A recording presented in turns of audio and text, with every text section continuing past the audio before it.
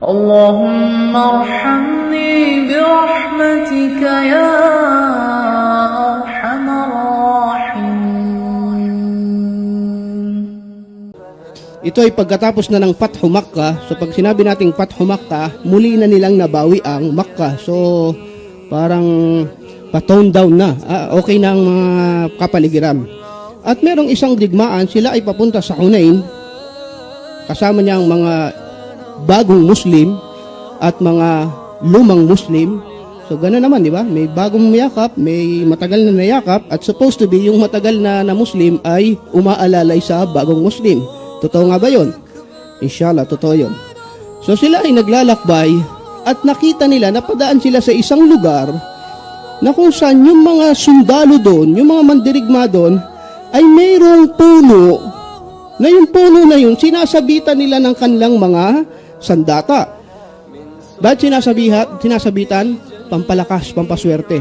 So katulad natin, sa panahon natin ngayon, at katulad nila noon, ay umiiral na yung ganong hangin sa isip ng tao, sa utak ng tao, na pag ginawa mo to, siswertehin. Alam niyo, maraming sa atin, di ba? Pamahiin ang tawag dyan, pamahiin. So kung dito sa Pilipinas, maraming ganyan eh. Wallahu musta'an. So, napadaan sila doon, ang ilan sa mga Muslim na kasama ng Rasulullah sallallahu alaihi wasallam ay nagwika. Sabi nila, ya Rasulullah, ij'al lana datu anwat kama lahum datu anwat. Yung puno na yon, ang tawag ay datu anwat. Sabi niya, ya Rasulullah, pwede mo ba kaming gawan ng ganyang din puno na kung saan sasabit din namin yung aming sandata para lumakas din yung aming sandata? Subhanallah. Faqadiba Rasulullah sallallahu alaihi wasallam, nagalit ang propeta Muhammad sallallahu alaihi wasallam. Sabi niya, innaha sunan. Sabi niya, ganyan din, nauulit ang ginawa nung panahon ni Musa alaihi salam. So ibig sabihin, yung ginawa niyo niyan ay ginawa rin noon panahon ni Musa alaihi salam. Imagine, katatapos lang ng Fathu Makkah at nakakarating sa inyo ang mensahe, wa kayfa takfurun wa antum tutla alaykum ayatullah. Paano kayo magkukufur samantalang binabasa sa inyo ang Quran, ang ayat ni Allah subhanahu wa ta'ala? So ano ang tinutukoy dito ng propeta Muhammad sallallahu alaihi wasallam na nangyari nung panahon ni Musa alaihi salam? So sa Banu Israel, at ito yung kasaysayan ni Samiri. Tandaan yung pangalan, ha? Huwag niyo yung pangalan yan sa anak niyo, Samiri. Marami pa naman nagtatanong, ano daw maganda yung pangalan sa kanilang anak. Pangit na pangalan to. Itong Samiri. Pangit. Baka nagagandahan kayo sa tunog. So sila ay niligtas ni Musa alayhi salam, of course sa kapangyarihan ni Allah, mula kay Fir'aun. Halos nakakakita sila ng milagro. Araw-araw sa kanilang mga mata. Andiyan yung nasaksihan nila yung naglaban si Musa at mga magician ni Fir'aun. Di ba? Kung matatandaan nyo, last Ramadan, tinalakay natin yun. Nandyan yung hinati, yung wa'id farrakna lahumul bihimul bahar, yung dagat para sila ay makadaan.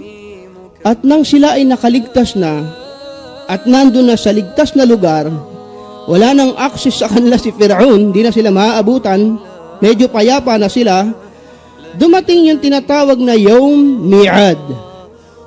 Yung Yawm Mi'ad, yun ang araw na mag-uusap si Musa alayhi salam at si Allah subhanahu wa ta'ala para ibigay ang kautusan, ang Taura, ang batas, para maisabuhay na ng Banu Israel ang batas ni Allah. Ito nasusundan nyo. Okay.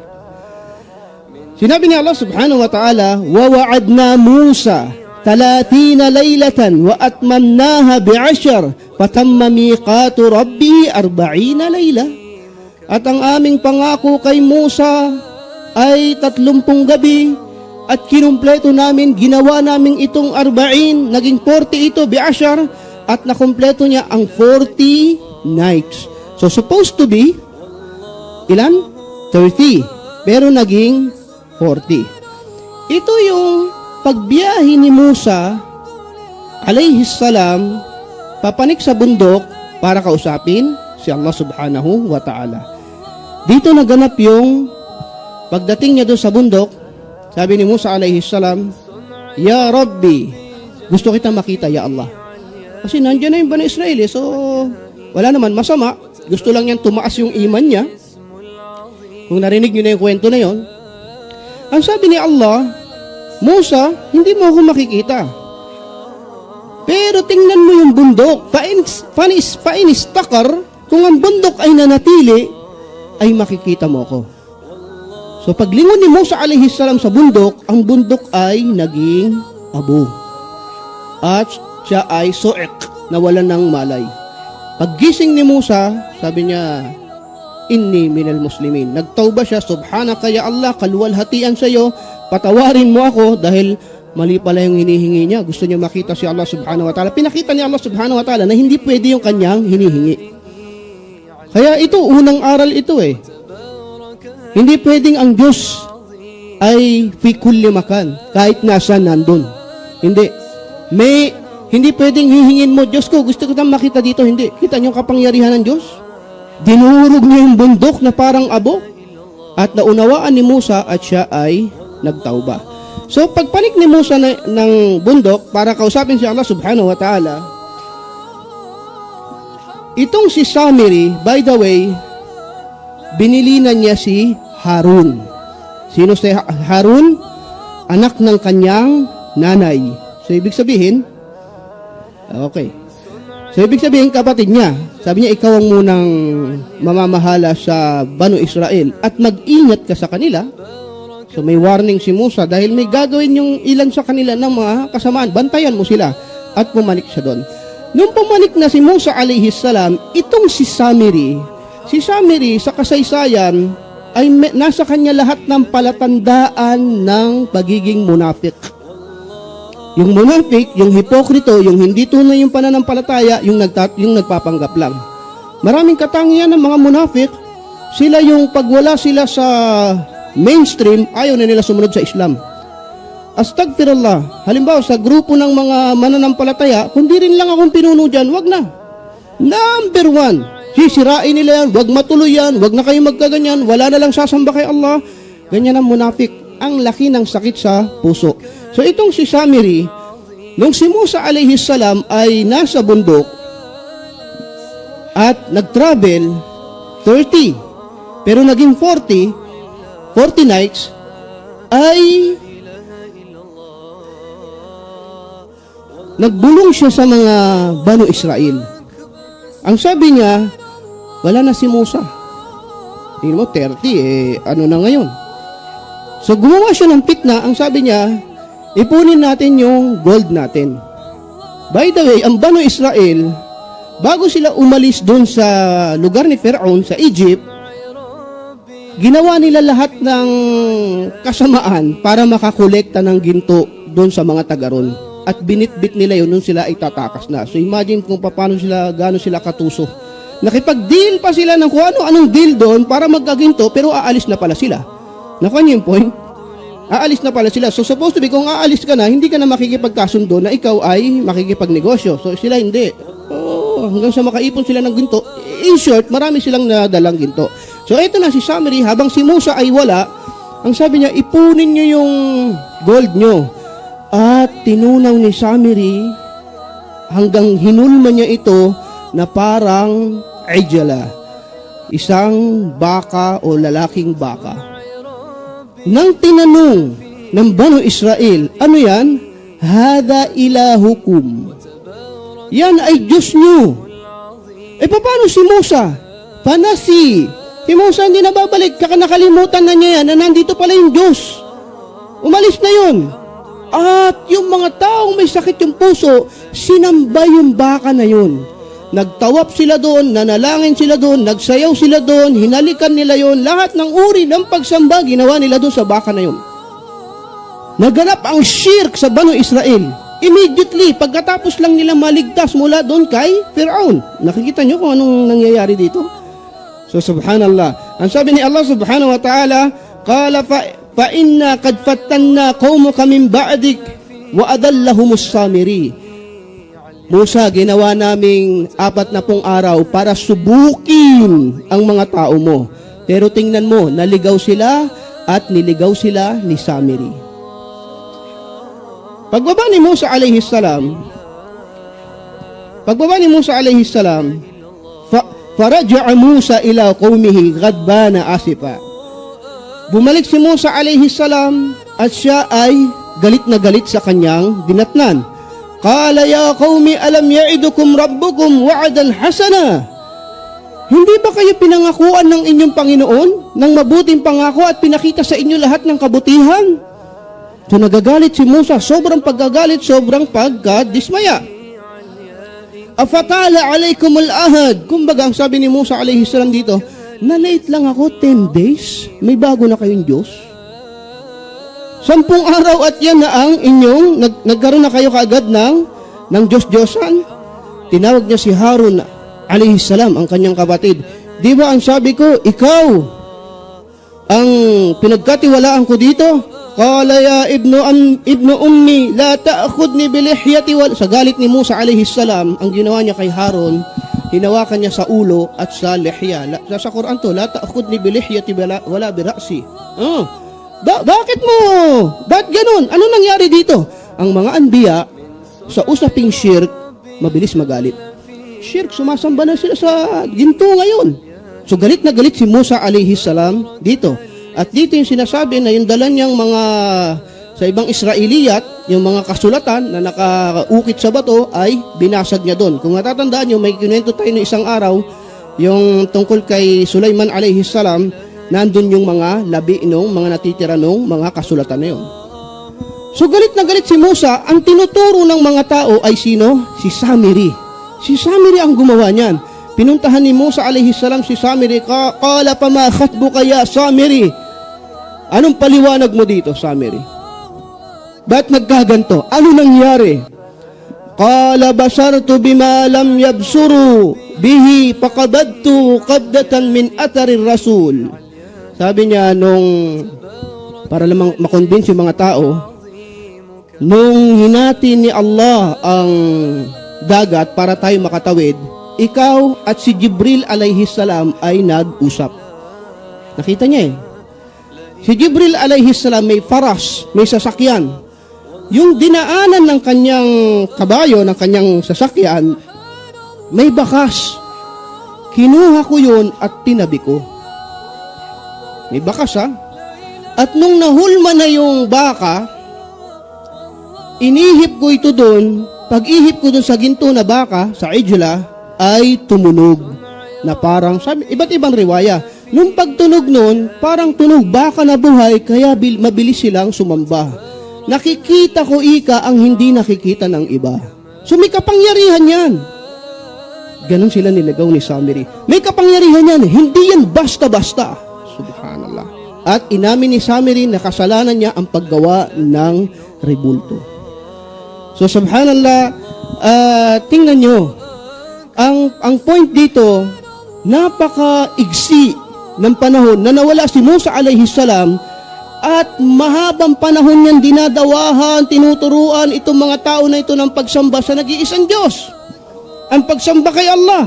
And then nawala siya ng ilang mga araw, may bago na silang sinasamba. Kaya nagalit si Musa alayhi salam at humingi siya kay Allah subhanahu wa ta'ala ng gabay kung anong gagawin niya sa mga taong ito. So itong ginawa ni Musa alayhi salam, sinasabi na hindi lahat yun sumamba dun sa ginto. Hindi lahat. May natirang mga mananampalataya. Pero si Samiri, ang hatol sa kanya ay ang lumayas at huwag na muling magpakita. At si Allah subhanahu wa ta'ala na ang bahala sa kanya. Ang hatol sa mga sumamba, وَإِذْ قَالَ مُوسَى لِقَوْمِهِ يَا قَوْمِ إِنَّكُمْ ظَلَمْتُمْ أَنفُسَكُمْ بِاتِّخَاذِكُمُ الْعِجْلَ فَتُوبُوا إِلَى بَارِئِكُمْ فَاقْتُلُوا أَنفُسَكُمْ ذَلِكُمْ خَيْرٌ لَكُمْ عِنْدَ بَارِئِكُمْ فَتَابَ عَلَيْكُمْ إِنَّهُ هُوَ التَّوَّابُ الرَّحِيمُ. Ang sabi ni Musa, at ito ay hatol ni Allah subhanahu wa ta'ala, Ya qaumi, dinaya nyo ika ang mga sarili nyo sa pamamagitan ng pagsamba nyo diyan sa bakang ginto. Fatubu ila bari'ikum, kayo ay magbalik loob sa inyong Panginoon. Faktulu anfusakum, magtawba kayo at patayin nyo ang mga sarili ninyo. Dalikum khairun lakum inda bari'ikum, yan ang mabuti sa inyo para sa inyong Panginoon. Fataba alaykum innahu huwat tawwab, magbalik loob kayo sapagkat si Allah ay ang nagpapatawad. Ang ginawa nila, kinuha nila ang kanilang mga sandata at sila ay nagpatayan. Yun ang naging hatol sa kanila ni Allah subhanahu wa ta'ala. At ang ribulto, wandur ila ilahika alladhi dallat alayhi akifan. Sabi niya kay Samiri, tingnan mo ika yung ginawa mong baka. Sunugin yan, at pag nasunog, ay isaboy sa dagat. Sapagkat innama ilahukumullahu alladhi la ilaha illahu wasi'a kulli shay'in ilma. Sapagkat ang tunay niyong Diyos ay si Allah subhanahu wa ta'ala, siya ang tunay na nakakabatid ng lahat ng bagay. Mga kapatid sa Islam, meron pang isang tagpo na kung saan masyado nilang inargabyado si Musa alayhi salam. Kung titingnan nyo, masyadong nasaktan si Musa alayhi salam.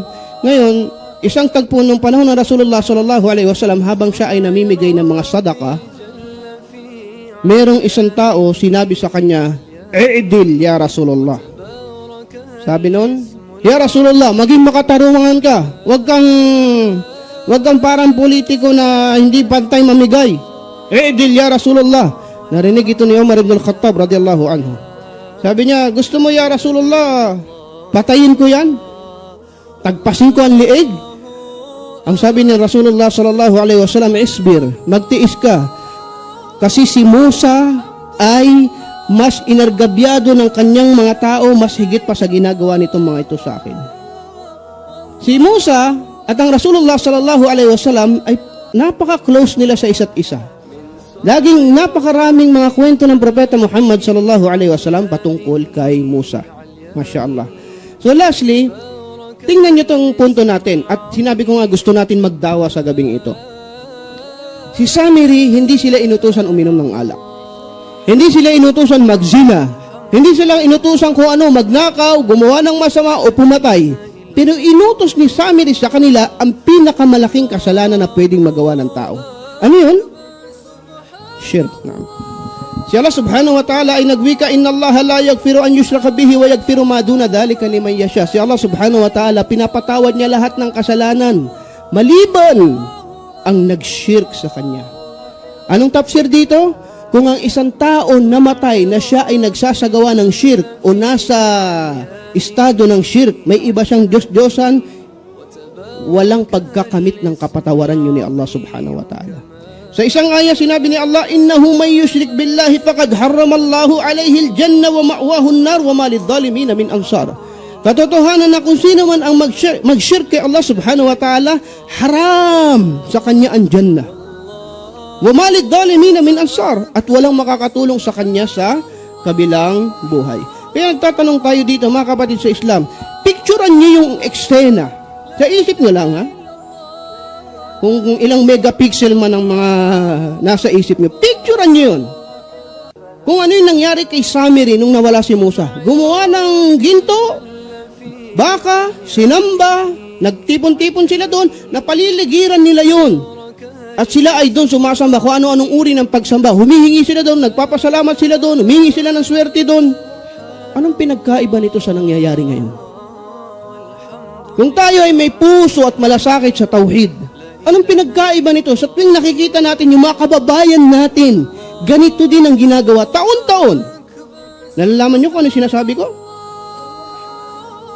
Hindi lang yung Nazareno, oo, yun ang pinakamalaki na ginagawa ng mga tao dito sa Pilipinas, pero halos buong bansa ay may ganito. May Santo Niño sila sa Cebu, meron silang ganito, buong bansa ay meron silang kahoy, bato, o kaya simento, marmol, na kung saan doon sila sumasamba.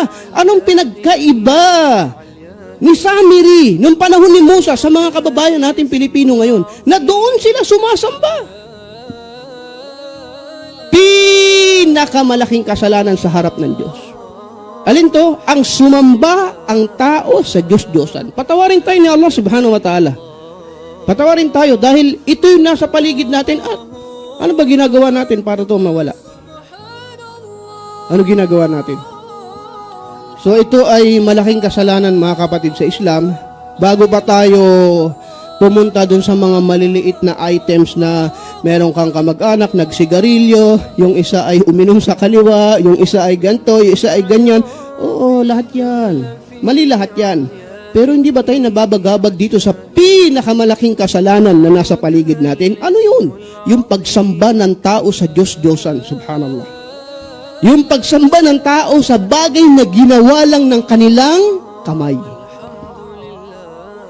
Yan ang katakutan natin sapagkat yan ang kasalanang walang kapatawaran kay Allah subhanahu wa ta'ala. Naway, hindi natin layunin dito makasakit ng damdamin. Totoo. Kasi maari isang tao, buong buhay niya, nabuhay siya sa pagsamba doon sa rebulto na meron siya, doon sa Nazareno na meron siya, doon sa bato o anumang meron na yun. Pero dapat maintindihan natin na ang Diyos ay galit diyan. Ito si Musa ay propeta na pinaniniwalaan ng Hudyo, Kristiyano at Muslim. Itong kwento na ito ay nasa Biblia, nasa Taura at nasa Quran. Ba't hindi pinahahalagahan ng mga tao? Si Musa, ano religion ni Musa? Kung tatanungin tayo, anong pananampalataya ni Musa? Iglesia ni Cristo? El Shaddai, Seventh-day Adventist? Napakalinaw, si Musa alayhi salam ay Muslim, sumusuko, tumatalima, sumusuko sa kagustuhan ng Diyos. Meron siyang may syahada siya, la ilaha illallah. Walang ibang Diyos na dapat sambahin maliban si Allah. Kung naniniwala ang mga people of the book dito, unang hakbang para maituwid ang kanilang pananampalataya ay tanggalin ang rebulto sa buhay nila. Naway na parating natin ang mensahe na ito. Wallahi mga kapatid sa Islam, napaka-importante nito sa lahat ng ating mga tinatalakay. Naway bigyan tayo ng gabay ni Allah subhanahu wa ta'ala upang maunawain ito. Barakallahu fikum, jazakumullahu khairan.